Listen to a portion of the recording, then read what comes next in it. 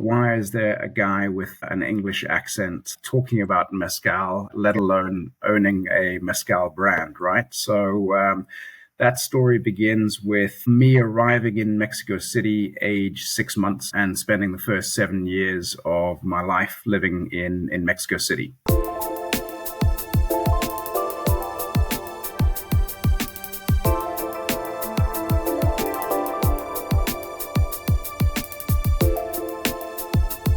Crystal, how are you? Doing well. So great to get to meet you and excited for this interview. Likewise. Roger, how are you? Very well. Very well. Excellent. Am I coming through the mic okay? Yeah. Yes. How about us? Can you hear us? All good. All good. Thank you so much for your time. Appreciate it immensely. Oh no, same here. I've been doing all my research, going through everything, and I'm just like, this is amazing. Thank you, guys. No, it's great to have a platform like this to talk about the brand and obviously the magical liquid. Yeah, should be a lot of fun. Oh yeah. So, David, tell us a little bit about yourself and what made you start Corte Vetusto. Yeah, I suppose a good place to start is why is there a guy with an English accent talking about Mezcal, let alone owning a Mezcal brand, right? So that story begins with me arriving in Mexico City, age 6 months, and spending the first 7 years of my life living in Mexico City. So my parents were based there. My dad was based there for work at the time. So I guess all of those early experiences, sights, sounds, smells, etc., were all heavily influenced by Mexico. And yeah, I think from that point, we as a family lived in South Africa, then a short time in the US as well. And they got reposted back to Mexico in the mid-90s. And they've been there ever since. So, you know, Mexico has always been my second home. And I suppose what kind of started as a love of Mexican culture, Mexican food, as I got older, gravitated into a love of Mexican alcoholic beverages, first tequila. So I was that strange child trying to, or teenager, should I say, drinking age, of course, trying to educate his friends on sipping tequila, right? And that was kind of not the way it was done, certainly in South Africa at the time, let alone in the UK. It was very much the sort of shot culture. But slowly but surely, yeah, cooking people Mexican meals, serving them good quality tequila, kind of sparked the interest, and I guess laid the foundations for what would come, you know, a good 15, 20 years down the line, in the form of deciding to start a Mezcal brand. That is awesome. You've all been around for 7 years. What is your process? I know you talk about authenticity. I saw it on the website. You guys have the horse pulling the Tahona. But what is your process to making the Mezcal? Yeah, so we adhere to, within Mezcal, there are officially 3 classifications. There's Mezcal, there's artisanal Mezcal, and there's ancestral Mezcal. And the producer that I found after lengthy research, lots of tasting, lots of diligently getting samples, going back to hotel room or Airbnb where I was staying and going through the process of blind tasting and kind of narrowing those samples down before deciding on somebody that I was eager to work with. And we found Maestro Juan Carlos in a village called Mitla, which is about 45 minutes to an hour outside of Oaxaca City. And yeah, he produces mezcal in the traditional artisanal process. So we cook those agaves underground, usually around 4 to 5 days. We crush with the stone Tahona, so that's horse-drawn, as you mentioned. The fermentation is in open-topped wooden vats and entirely natural. And that really is where the magic starts to come. You start with a great quality ingredient, good quality mature agave, but the development and complexity is really starting at the fermentation part. And then he distills, in the case of our lead product, the Espadin, he distills classically in 2 copper pot stills, and no water is added to these products at all. So he's taking a very narrow cut and then adjusting, arriving at about 45% ABV, 90 proof. That's his style and just happens to overlap precisely with where I think the sweet spot is, somewhere between kind of 44 and 47. Interestingly, when it comes to the other expressions, because I believe we've got two to taste today, is that correct? The Espadin and the Ensemble 4. Excellent. There we go. So Ensemble 4 and our third product, Tobola, which sadly has sold out, so we don't have any available for you today. But perhaps this can be a follow-up session for us. Yeah. Those ones are distilled first in copper, then in clay. Now, clay pots are how you produce ancestral mezcal. Ancestral mezcal is distilled exclusively in clay pots. So in the instance of Juan Carlos here, we're kind of bridging and creating a hybrid between true artisanal and true ancestral. And I think it makes for a really special sip. That is really great. Yeah. This is the most awarded mezcal. And the way you describe that process helps me understand that. Sometimes, you see awards like, oh, everybody's got them. But when you talk about that process, I feel like you all truly have earned all the awards you've been given for this product. And we are excited to taste. So as we pour up the Espadin, can you walk us through the traditional way to taste mezcal? Yeah, I think you guys touched on this on a previous podcast with the folks over at Lalo, right? So what we definitely want to avoid here is people shooting this product. Yes. Ultimately, these agaves take so long to reach maturity. In the case of the Espadin, we're talking somewhere between 7 and 9 years, right? So I think in respect to a plant that has experienced so much, all of that sort of terroir that it represents, plus the artisanal process, the best way absolutely is to sip this neat. We in Oaxaca, you'd probably find something not dissimilar to this, like a little copita style. So not a closed nose, because we won't want too much concentration of those alcohol flavors. So slightly open. But really, it's about spending some time with it, getting your nose kind of close enough, taking in a couple of breaths.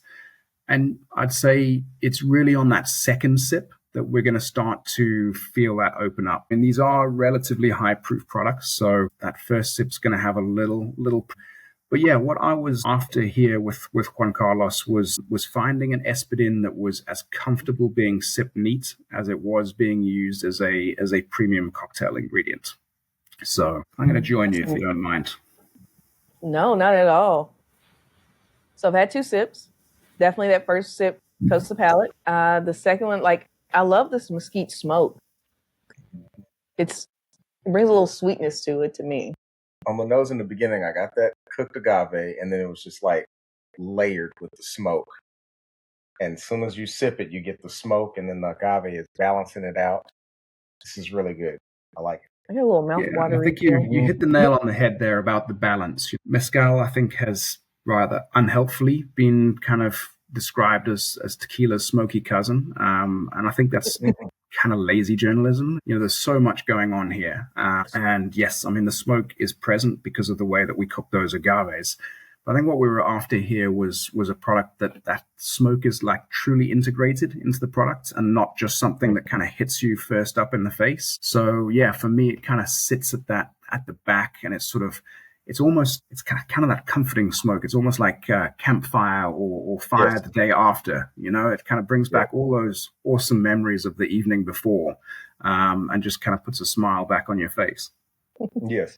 I was getting ready to say it puts a smile obviously on my face, and it's very aromatic. I like it. Yes. So we've got the sweetness, we've got the vegetal notes coming from the agave as well. But there's almost, the mouthfeel is rich, which I love. And there's almost a kind of meaty smokiness. And I don't know whether that comes in part from the mesquite as well. With mesquite, for me, it was, it's synonymous with particularly Southern cooking, right? Mesquite and those, brisket and those slow cooks. So there's something there about kind of just imparting that flavor, but again, not completely dominating. So mesquite forms approximately 1/3 of our wood mix in the oven. And I think that just, has its kind of fingerprint or thumbprint on each batch. So with this mesquite smoke, I mean, what do you pair the Espadin with?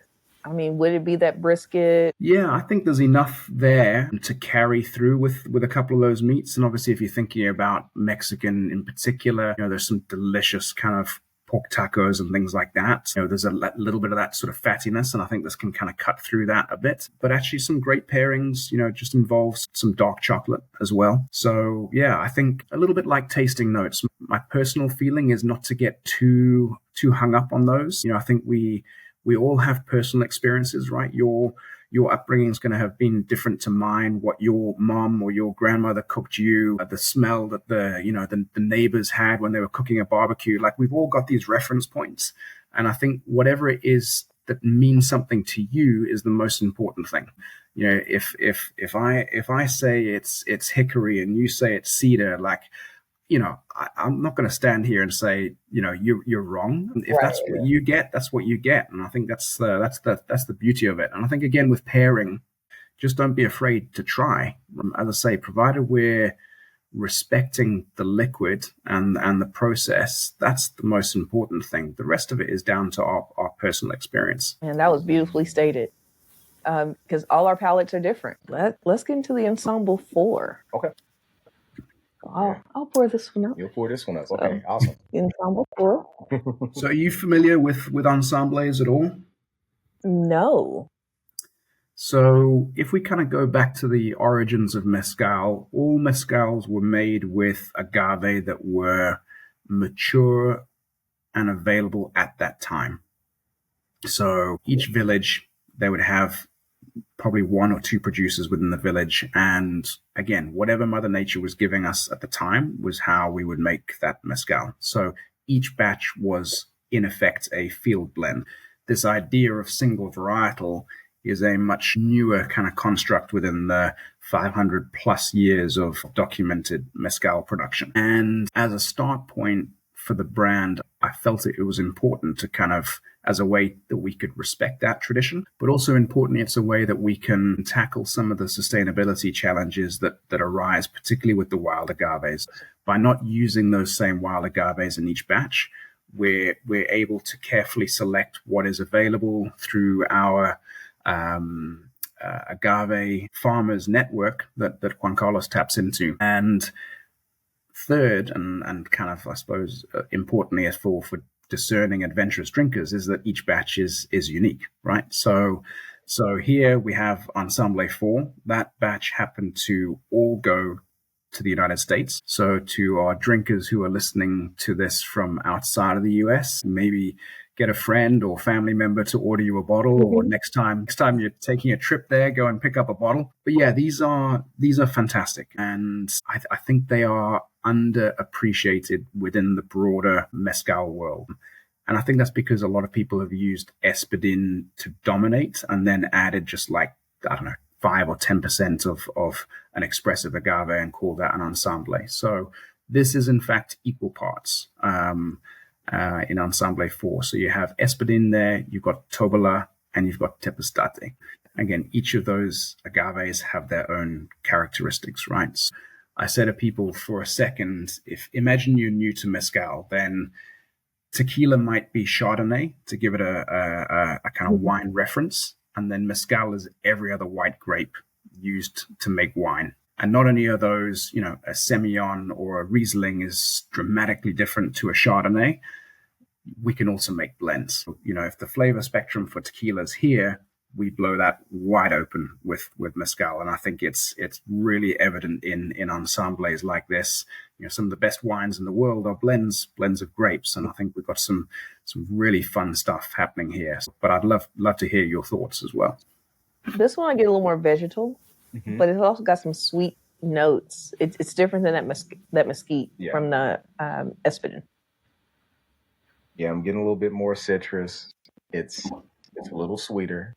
Still has that smokiness to it, but it's a little lighter on the smoke. I like it. Lighter on the palate as well, I feel. This is really good, David. Thank you. Yeah, we're particularly proud of this one. It also won gold at San Francisco this year as well. So, we know we're not alone in terms of kind of recognizing the quality of the juice here. And we've had luck with quite a few of our ensembles. Actually, they tend to score really well. And as I say, each expression is going to have its own characteristics. I think it's really fun. And my hope would be that one day we're in a position where we've got suitable brand recognition within mezcal lovers, and there's almost a debate around the table as to which ensemble was people's favorite. Oh yeah, Yeah. Yeah. Oh. So the Tobola is a much smaller agave than the Espadin. Some of it is being cultivated now, but generally speaking, it is one of the wild agaves. It's also an agave that only reproduces through seed. So it doesn't have any babies that come through the root system. So really important that we look after this agave and make sure that there is agave for future generations. Our Tobola with Juan Carlos's style, I think, tends to give a little bit of kind of like a perfumed floral nature to it. There's a little bit of that vanilla sweetness, but not overly sweet. It's just this aromatic sort of enticing aroma, and then slight tropical notes on it as well. With the Tepestate, it's an agave that takes anywhere between, I think, 12 and 18 years to reach maturity. Wow. And really tends to favor some of these shaded hillsides under trees and things. So there is oftentimes, or generally speaking, kind of a wet earth sort of damp green. And I think, Roger, when you picked up those green notes, for me, it's sometimes reminiscent of kind of walking through the forest after some rainfall. It's kind of that little bit of damp that's kicking around, and it's beautiful. So you can explain it better than I can. That's good. Yeah, I'm like, that's it. Paints a great visual. Yeah, he's painting the picture. This is awesome. I'm glad these 7 years of working in mezcal hasn't been a wasted pursuit, right? It's well worth it. Well worth it. I saw you all were acquired by Ether in July. Yeah, Ether Brands, correct. So what has that done for the brand, and what is your role with the acquisition?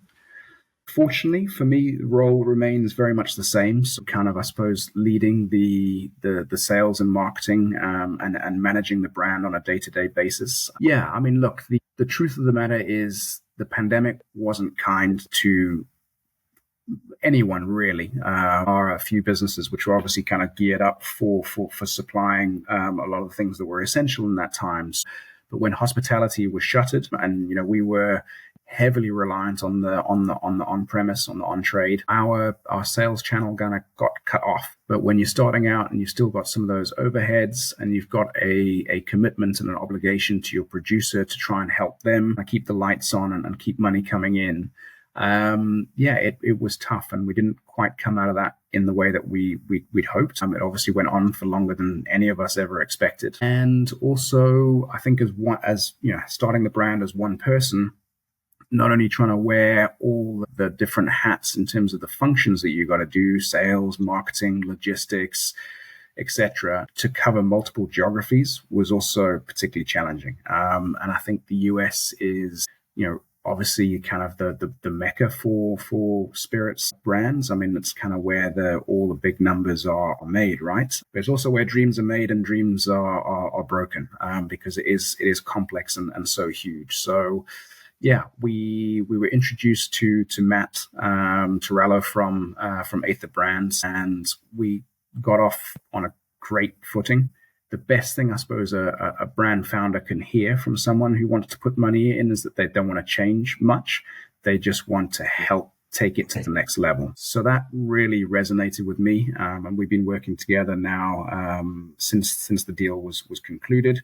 He's been down to Oaxaca twice, so I think he's got the mezcal bug, that's for sure. Yeah, it's infectious. Mezcal for me goes beyond just the liquid. It is mezcal culture, and I think that reverberates beyond just the liquid, and it kind of gets into the people and the cuisine and the history and stuff as well. So from a day-to-day perspective, I think it just means that there's greater possibility. So we're in the process of resetting for the US. New import partners, new distributor partners will be giving a more concerted push on e-com so that people can get a hold of these great products, and hopefully we can bring a couple of unique things to online or with certain retail partners. London for me was home for many years, so that's kind of still a key market for us, and we're really blessed with some of the most incredible bars and bartenders and luxury retailers who've got behind the bar or brand, should I say. So the likes of the Savoy Hotel, the Stafford Hotel, Nobu, Berry Brothers, Hedonism, and Harrods, just to have my product in those spaces is still a kind of pinch me moment. When you walk into some of these places, you're like, I started this thing 7-8 years ago with a blank piece of paper and a dream. And then kind of here we are. And then here we are on this podcast talking about the liquid and what makes Mezcal so kind of fascinating and magical as well. So yeah, it's a great journey and really just kind of looking forward to writing this next chapter with Matthew from Aether. So speaking of the next chapter, I hear you guys may be working on Pachuga. So the whispers have escaped Oaxaca. Yeah. So I suppose I should clarify that we actually made this batch of Pachuga during the pandemic. Like I referenced earlier, I was doing my best to kind of juggle in a really difficult situation, but ensure that my producer Juan Carlos had something as well and some money coming in. So I said, I don't know where this is going to end up, but let's go for a Pachuga. We've done a few of the other things here. Hey, whilst all this world is kind of crazy and upside down, let's go a little bit left field and do a Pachuga. So that Pachuga was made midway through the pandemic, and we tasted it now on a recent trip, just literally like 10 days ago. Yeah, it's special. It's really good. So that's going to come for sure Q1 next year. Okay. Yes. And I think we'll split that. I think we've got to share the mezcal love here. So that'll be in 750 ml for the US. We've got a great import partner and bars over in Bangkok in Thailand as well. So we want to make sure they can get some, and Taiwan, and then of course the UK. So yeah, we'll put that in both bottle sizes, and we'll be fairly selective as to who kind of gets a hold of this. But yeah, it's going to be something special, and a nice label that's in keeping with what we've done so far. We really like our label design, but we want to have something that kind of just hits you a little bit more. Obviously, we've kind of opted for these muted earthy tones, which I kind of think is symbolic of Mezcal and Mother Earth. But yeah, let's hit it with maybe like a nice rich red or a rich blue. So yeah, that'll be good. And if it goes well, which obviously I hope it does, then the idea would be that we could do a release each year or something like that, and just experiment a little bit with what goes into it. So I can tease that this Pachuga is with guajolote, which is the wild turkey. Okay. But we got a lot of fruit that went in there as well. So there's Platano Macha, which is one of the wild bananas there. We've got orange, mandarin, we've got red apple, green apple, grapes, some nuts in there as well, walnuts and peanut. So it's a party in your palate. Yeah, it sounds like it. I'm excited. Yeah, Pachuga's always been one of those like unicorns to us. It's so much more complex than many of the spirits that we get a hold of. So. Yeah, I've had the Del Maguey Pachuga, and that was my first one. That was tasty. And then I've done a vegan Pachuga that was even tastier. So to hear you bring all that together, I'm excited. Yeah. Yeah, and I think it's either families have recipes that have been handed down and people stick rather dutifully to those, again, in terms of respecting their heritage and the kind of multi-generational element of mezcal, or it is used as a vehicle to experiment. And I think to have both, those families and those brands that are kind of grounded in a recipe handed down through generations is awesome. But I think if somebody feels has the need to sort of experiment and do something a little bit different, then I'm all for it, Innovation is key in this industry. So do you ever plan on doing any aging, like barrel aging of the mezcals? That's a interesting question. I have to say that I'm probably sitting on the fence at the moment. So speaking truthfully and bluntly, the barrel aged ones that I've had so far haven't wowed me. I think I would almost rather have an aged, let's go into cognac or into scotch, right? Where that's kind of, you got your base products and almost the value add comes from the aging process, the type of barrel, the maturation time, etc. With mezcal, when we're starting off with a liquid that is so complex already without any addition to it, the purist in me says no. There's just no. Why cover up some of those delicious, nuanced flavors and sort of overlay it with vanilla notes and caramel and a few of those other sort of typical things that come from charred barrels. And I think the problem is that most brands that have done it have utilized ex-bourbon casks. So it's maybe a little bit sort of uniform in terms of the end results. And of course, bearing in mind that we've got the warmth and the humidity down in Oaxaca as well. So maybe people are being just a little bit heavy-handed on the wood. So that's a long and kind of roundabout way of saying, like, I'm not totally off the subject, but I think if we ever did something, I'd want to do something different, and I'd want to do something that is truly sympathetic to the base product that we've got and we're starting with. So maybe it's just a really light touch, or maybe it's just a different type of barrel that's going to help elevate some of the stuff that's already in there rather than mask over that. No, I think that's a great answer to that. And, hopefully you guys are doing some experimenting to find that, or whatever the next innovation is for your brand. I'm loving the finish on the ensemble.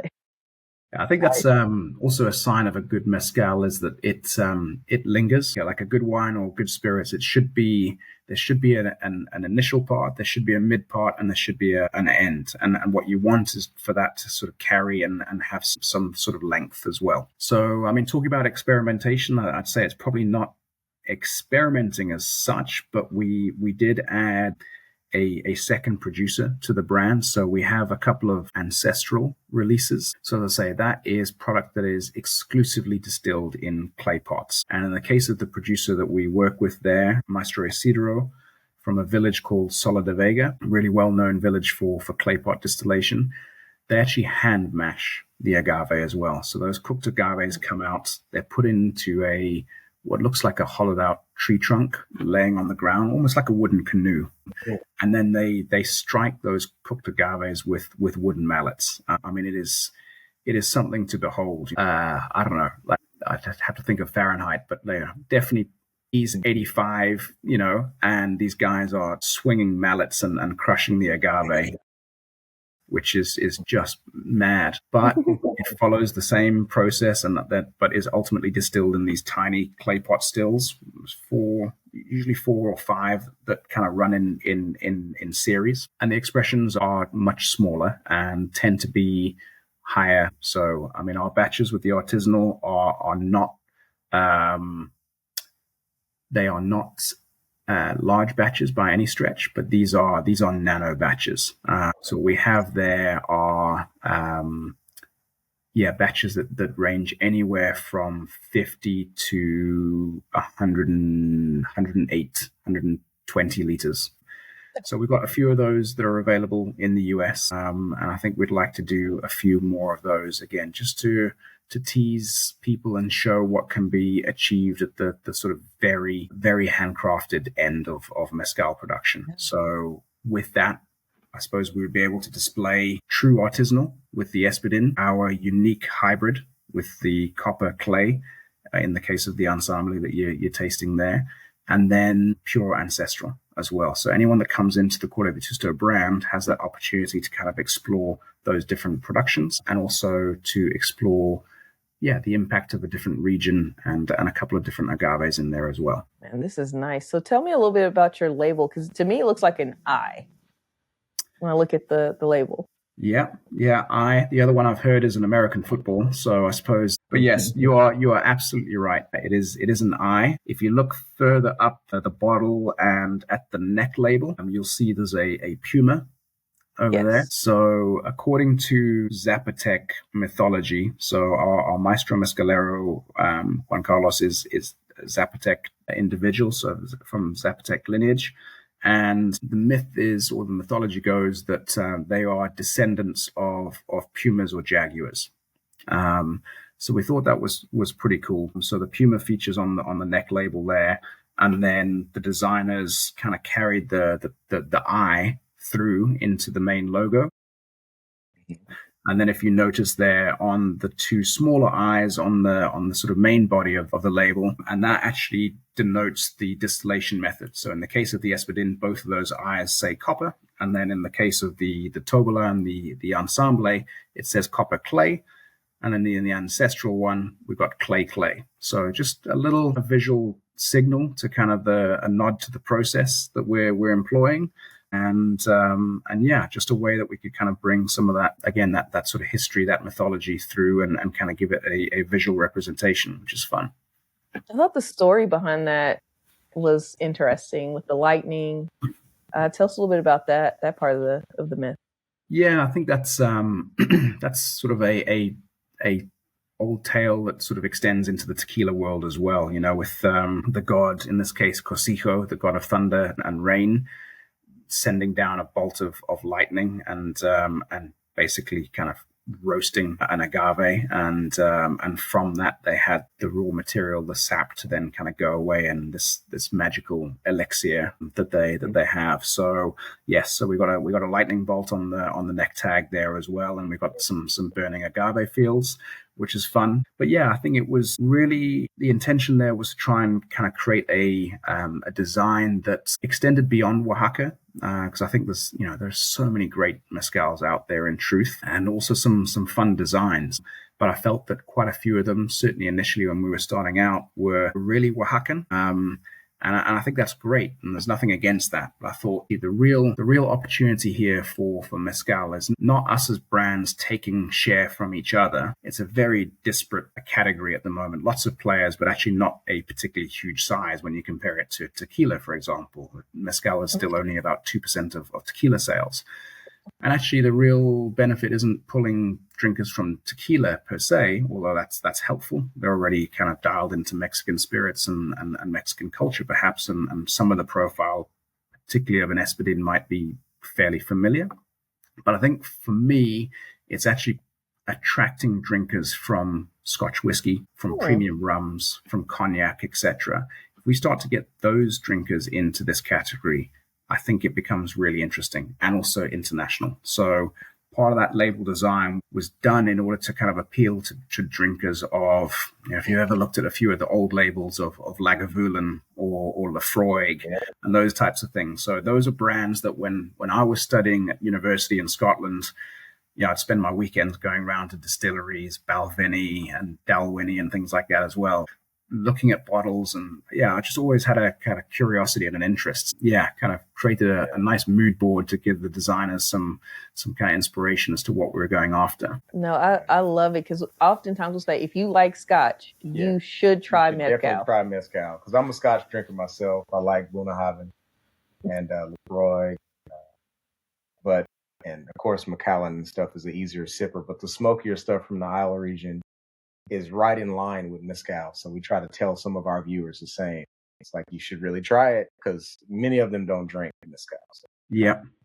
No, I think it's one of those categories that, as I say, is sort of, even though it is growing year over year and the fastest in terms of growth, experiencing the highest growth rate of all spirits, it is still off a small base. And I think that's what we've got to appreciate here. So, and I think the drinkers historically or traditionally have also been perhaps less brand loyal in Mezcal, because it is a discovery category. Whereas in Scotch, I think you kind of get people who are fairly wedded to a brand or to a region, generally speaking, right? Yeah. And I mean, I started my whiskey drinking very much on the West Coast, and those Islay or island malts, really kind of like leaning into those smoky, peaty, iodine flavors and all that sort of fun. Yep.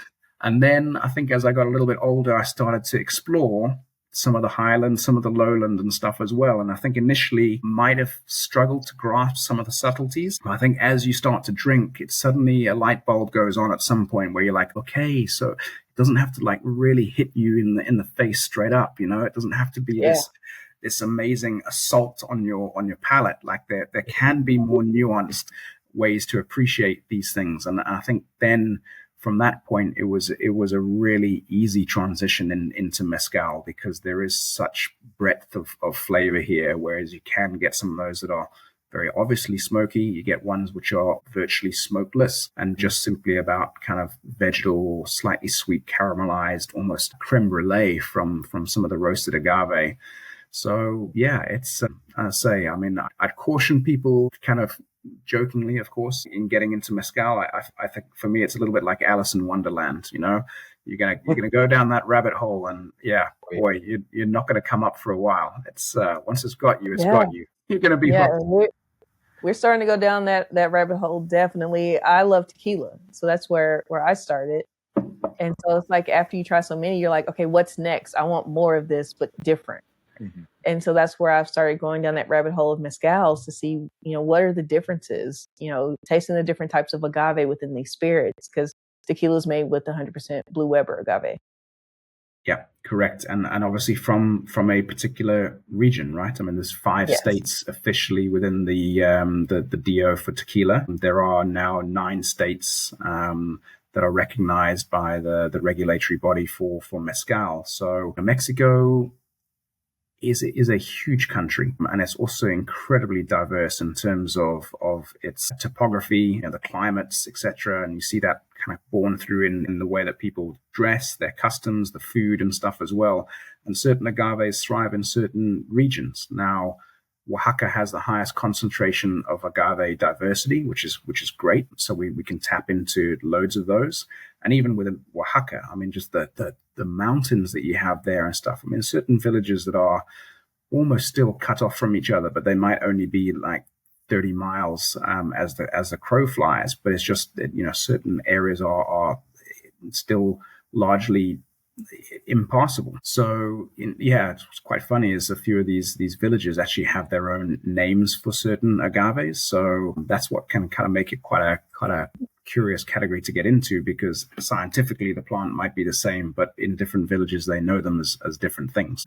But yeah, when you take that and you go out to other states like Durango or Michoacan or Tamaulipas in the north, you really start to understand just how much the region and its specific kind of terroir, the slope, the soil, etc., is going to influence that plant. And that's the magic. We're just scratching the surface here. So yeah, there's a world to discover there. Oh, that sounds amazing. We talked about sustainability a little bit, but I feel like mezcal has more breadth to play with because there are so many species of agave. But I've noticed on your site, it says it takes 6 to 35 years of maturity for the agave. So how is everyone in the industry working to make sure there continues to be enough agave for future generations? Yeah, it's a great question and not the easiest to answer, to be honest. Like it's multi-layered and it's complex. So, I think at the base level, individual brand owners kind of have their own moral compasses and how purpose driven they are on that and how much they think it is important to their brand. The good thing is that there's still, I'd say the majority of brands are still small, independent owned, but really we can collectively lead that. And also the demand that we're going to be putting on the environment isn't what some of these really big brands are going to do. So, it's a lot of these people have been, or their families have been mezcal producers for multi-generations. So they know intuitively what they should be doing. It's when big brands, particularly big corporate, come in there. And of course, they have shareholder expectations and returns on investment that they have to hit. And I don't think they approach it with the same level of care necessarily. Now, of course, there are exceptions and some people who are doing some great things with replanting initiatives, etc. But I think there are a few where decisions are made in a boardroom in a country that is not Mexico, and they're just about, hey, we need to hit this level of volume. Oh, let's add a Tobalá, or let's add a Tepestate to our lineup because it looks like a few of these other brands are doing it. And I think they're doing it without understanding the ramifications of that decision. Now, Oaxaca actually has almost, the community is still a strong component in Oaxaca. So there are certain villages where you still have to seek permission to harvest those agave. And I remember there was a village, San Baltazar Gelavia. This was pre-pandemic, and they basically said no to harvesting of Tobola for at least 6 months because the community, the elders felt that it was being harvested too quickly and not being given a chance to reproduce in the way that they'd like to see to ensure the longevity of that plant and that species within that community. So they still hold sway, which I think is really important. You know, those values are still there and still respected. Now, as more money comes in and people start to buy land, are they going to follow the same methods? It's yet to be seen. I suppose the advantage that we have is that we've seen what happens when you get it wrong in tequila and you have a monoculture with the Blue Weber agave. And that doesn't end well, right? It's not great for the plant. We get into that boom and bust cycle of the pricing spiking and then plummeting. So I think we can kind of cast our eyes north a little bit and sort of go, listen, guys, if we don't get our act together, then that is the risk. But to the credit of the regulator, they are also monitoring the replanting. They're counting the number of plants. There are ample nurseries selling young agave to be transplanted. Obviously, the best thing we can do is transplant some of those back into the wild, but also people are experimenting with cultivating certain varietals on the flatter valley floors where it's obviously a little bit easier to harvest, right? You don't have to go up those canyons or those mountainsides. So it's evolving. I don't know if that satisfies your question completely, but yeah, it's evolving. And I think we can just continue to do as best as we can. As I say, I think for me, ensembles really are the future of the category. I think it's really an important vehicle in order to help with that sustainability piece rather than just having single varietals of especially the wild agave varietals. No, I definitely agree. And to me, it shows the difference between mezcal and tequila because you can do those varieties. You're not straining, the resources of one agave plant. So I think that's really cool. And then it sounds like there may be better regulation within mezcal versus tequila, because on tequila you can have up to those 4 additives, whereas mezcal, that doesn't seem to be part of the law of creating those. Correct. It's by the letter of the law, it's supposed to be 100%. I would say a good watch out for people who are already mezcal drinkers, but especially for people who are new and coming into it, is look at the prices. And if there's a mezcal that's a lot cheaper than others, I think just ask yourself the question how that's come to pass. Mm-hmm. What have they done to reach that price point versus the others? And I think we're considered a premium mezcal brand. Our Espadin retails anywhere between 69 and 75 US. Now that is designed so that everyone at every level is making profit, right? And that's how this thing works, particularly within the US, where you've got an importer who takes their margin, a distributor who takes their margin, and ultimately the retailer as well. But we make sure that our producer is being paid appropriately. So if you're finding mezcals, between that 35 and 40 price point, I'm not saying it's impossible to make good mezcal at that price, but it's a lot harder. And you sometimes have to take shortcuts. And what are those shortcuts? Are they using mature agave? Are they cooking it the right way? Are they fast tracking fermentation and using some additive there? Are they cutting that back with water, or are they, in some cases, rumors are a bit of sugarcane spirit as well, just to stretch out that batch a little bit? And yeah, I think price and taste are you going to be your 2 sort of go-to checks, I suppose, to say, are they doing the right thing? Okay. That's awesome. I love how you spoke earlier too. You guys don't cut this down a lot. No, and so there's every drop in that bottle is mezcal. Nice. That explains the rich flavor so much.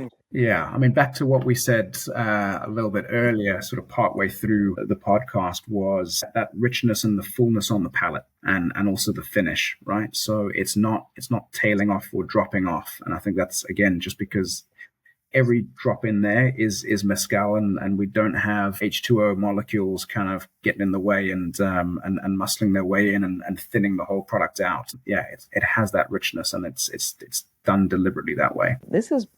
We've learned so much. Like I said, we're starting to dip our toe into mezcal, and this has been a great way to educate not only ourselves but our viewers on what to expect when drinking mezcal and how to properly drink it, what to look out for, because there's always someone that unfortunately doesn't abide by the laws. So thank you so much, David. No, absolutely. It's been my pleasure. Honestly, it's been great to chat to you guys. I'm so glad that you are dipping your toe into this category. I think it's really exciting. I mean, obviously very biased in this opinion, but I do think it is the most rewarding and complex spirit out there. So yeah, with luck down the line with Pechuga and perhaps an ancestral, it would be awesome to have a follow-up session here if you'll have me back.